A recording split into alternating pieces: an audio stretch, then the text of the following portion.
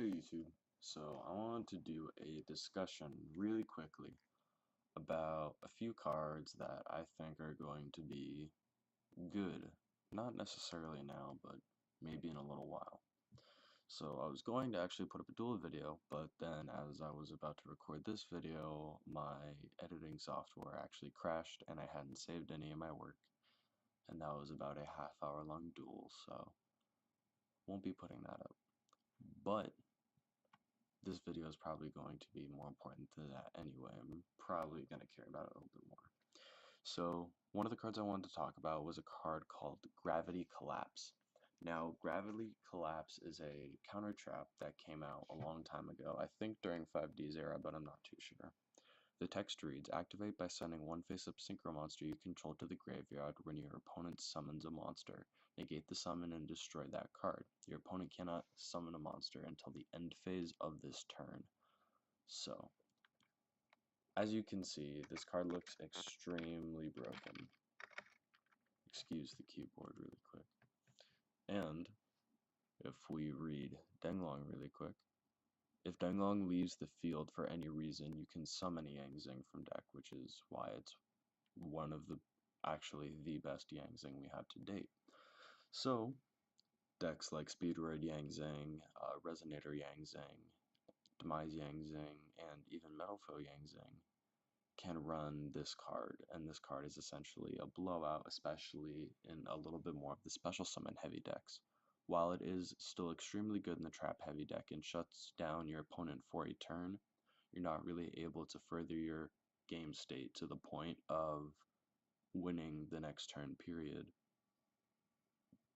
with slower variants of Yang Zing like Demise. When it comes to Speedroid Yang Zing and Resonator Yang Zing that splash stuff like the Metal Foes, this is certainly possible just because you are going to have a Yang Zing on field, and if you're smart, you're going to use Denglong's effect when you make Denglong to send a Chew on the grave so that you can start synchroing, especially if you grabbed a creation. A tip for Denglong is that if you have Gravity Collapse in hand, oftentimes you're going to want to search a creation rather than a 9 branches. 9 branches can negate anything, but assuming that the first thing your opponent does is summon, which is what happens 90% of the time in this format, you're going to be able to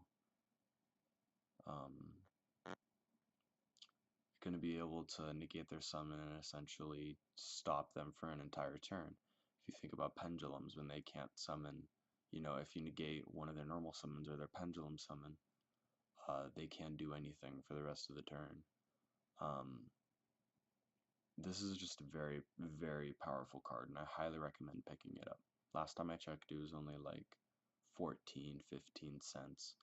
I went ahead and bought 6 as soon as I heard of it, so I highly recommend that. The next thing I want to talk about are Shadolls and Eidolons. So I don't know if Eidolon's the correct pronunciation, but Eidolon sounds pretty cool, so we're going to go with that. I was looking at some past decks because I'm trying to find a new combination of decks that'll be good, other than Yang Zing, just kind of for fun. And I was starting to look into a 60-card control deck that Billy Brake topped a YCS with a few years ago. This deck included some things like Tour Guide when Tour Guide was at 3, 3 Vanities Emptiness, I believe 3 Reasoning, although I'm not 100% sure. And essentially revolved around a small BA engine and a Shadoll engine. The nice thing about the Shadoll engine is that you can send anything to the grave except a light monster. So that's a bit of an issue, but being able to send a dark monster, especially with a Winda, is extremely, extremely powerful since it's just any dark monster. Likewise, Shadoll Fusion is going to make this extremely, extremely powerful. So, again, Foolish Burial is just always good. If you see Demise Felgrand, they have a Foolish Burial for dragons, and that's why they're good. Only problem is this card only works if your opponent has a monster that's special summoned from the extra deck, which likely they will because that's how a lot of decks function.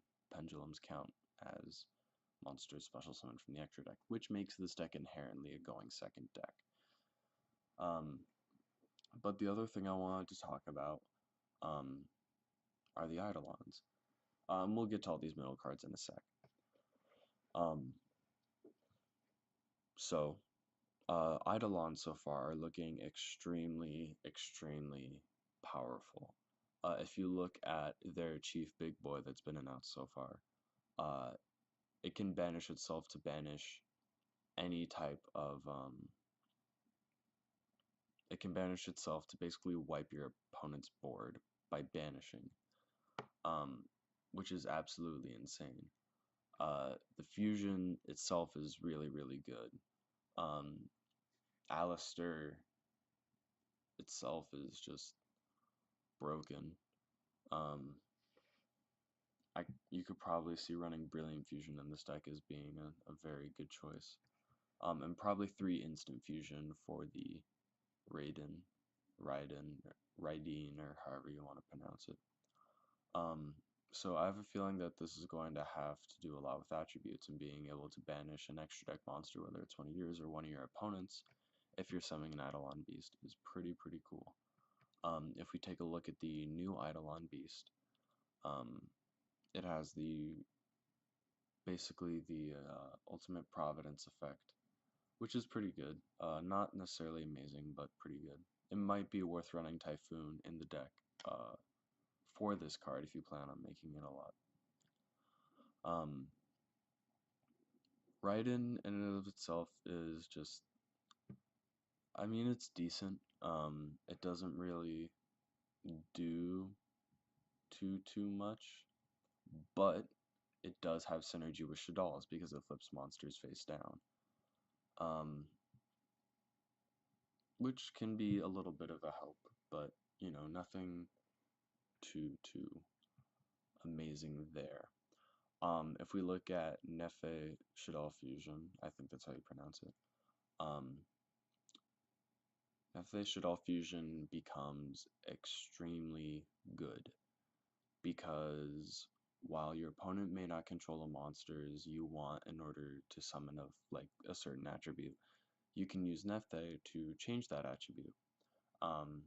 And then there are like some cool things you could do with like True Kings, which obviously need monsters of that attribute in order to summon. And they themselves can be used as tributes for your Shadol monsters, or your Shadol fusions can be used for your True Kings. But there's some neat little synergy there that I want to start playing around with, and I wanted to alert you guys to, if you hadn't already noticed it yourselves. As far as the Shadol cards, I mean, I don't really think a lot of people play Sinister Shadow games that play Shadolls, although I'm not too familiar with the deck, so correct me if I'm wrong. But a Foolish Burial for Shadol is pretty good on paper, so sounds pretty good.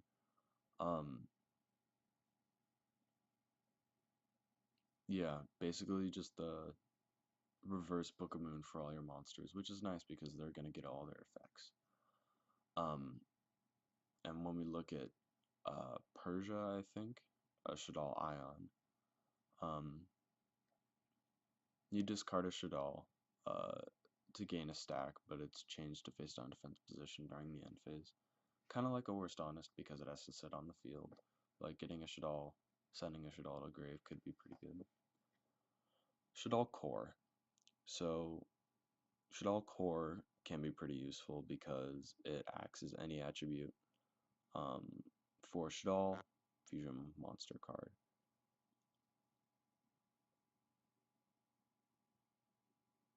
Other than that, it is a level 9, so if you were playing the King's version of this deck, you would be able to make rank 9s with it if you chose to do so.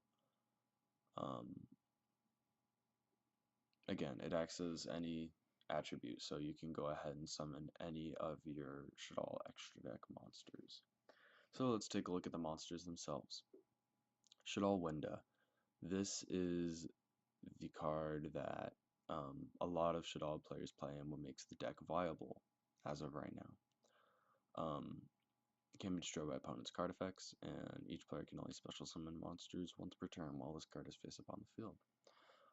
So cards that maybe flip cards face down and then could flip them back up would be really good. Playing Forbidden Chalice would also be extremely good in this deck, if you're trying to make like a win to turbo.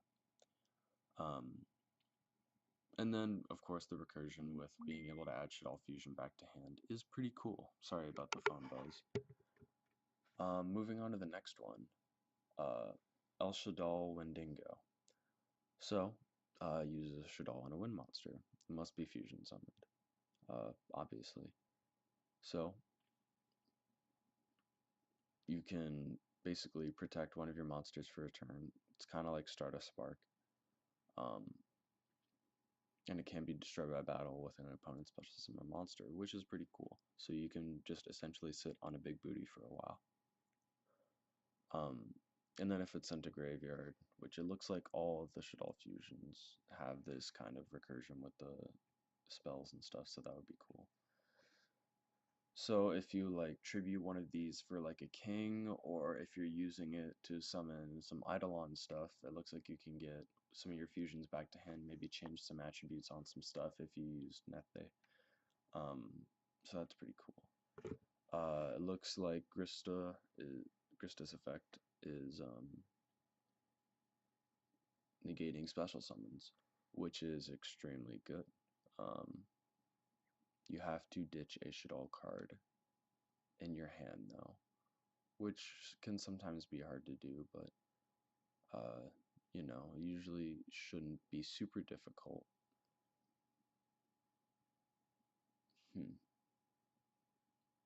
So when your opponent would special summon a monster while you have a Shaddoll on your hand, you negate the summon and then you send one Shaddoll from your hand to the graveyard.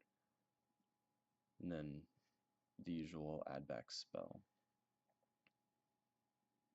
Neither player can special summon monsters from the hand or graveyard with spell trap effects. Ooh, so this completely locks out ritual summoning. This is basically anti-spell from a fusion aspect, except they can still pendulum summon, which it's all right, not too good. And then we've got our rank 10 towers. So during either player's turn, when its special summon monster activates its effect, negate the activation. If you do destroy that monster, then send one Shaddoll from your hand to the graveyard. You can only use one Shekinaga once per turn. This card is sent to the graveyard. You can add one Shaddoll spell or trap to hand. So all of these effects are pretty decent. I would say Grista, Winda, and Shekinaga look the best on paper. Obviously, the best one here is the Elysion Eidolon Beast, just because banishing your opponent's entire field can be extremely strong. And then Mechba is looking really, really good on paper as well. Since it's a level 9, you can also use it for rank 9s along with your Shaddoll core, which is pretty cool. Yeah. It looks like there's some minor synergy here.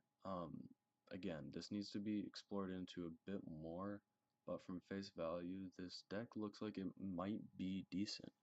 We'll have to see what more Eidolon effects pop up here and there. Maybe run some spellcaster stuff, because it is a dark spellcaster. I don't know if you could summon it with Dark Magician stuff. I think you might be able to off of navigation, but I could be wrong. So yeah, if you see any other synergy that I didn't cover, please let me know. I have a bunch of videos recorded, so I plan on releasing them in the next while, but as it stands, I'm very, very busy. So yeah, thanks for watching. Leave a like if you like, subscribe if you like, and yeah. Sorry, this is all like extremely last minute put together. But again, I got a lot of stuff going on, so I can't put the amount of effort into each video that I used to, but it's all good because I still get to put out stuff for you guys, even if it's just small stuff. But that's enough of me rambling and whatever. I'll see you guys later.